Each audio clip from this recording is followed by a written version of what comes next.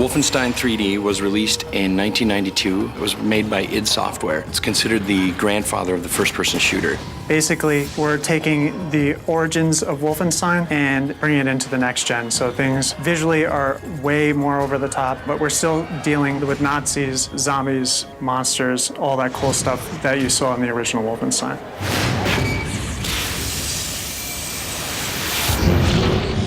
We've added something called the Veil, a bridge between the supernatural and the occult directly to our character. It's filled with all sorts of creatures that are floating around, and everything is all dark and wispy. You can only be there for a little while, but when you're there, you're very powerful. You move a little faster, your enemies are highlighted, you can walk through walls. You can slow down time and basically use that to get around some of the enemies. In the end, it still is about using your guns, big combat, big explosions, but we thought that this was a perfect way to really enhance the combat of the game.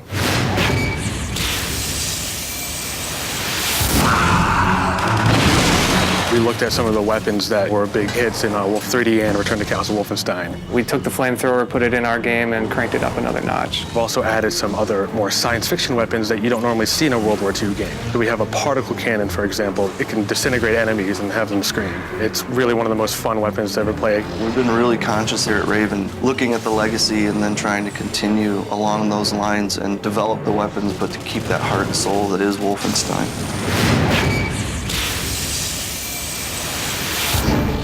As the games have evolved, we've seen the character grow of BJ Blazkowicz. He's turned from this sort of faceless, nameless person into a soldier, and then in the latest game, he's become more of a soldier spy. He's still that all-American, every-man type character. He's exciting, he's heroic, he gets his fist dirty, and he kicks ass.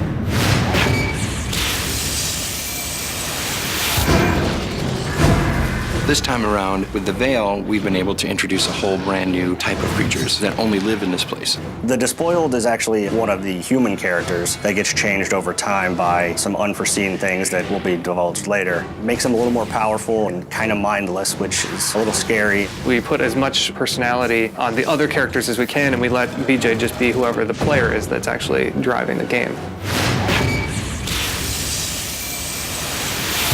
The franchise, I think, has a special place in a lot of people's hearts. And over the years, that has consistently evolved. If you're an older fan coming in with memories of the previous games, you're going to really like the nostalgia, the feelings, the remembrance of characters, and that sort of thing.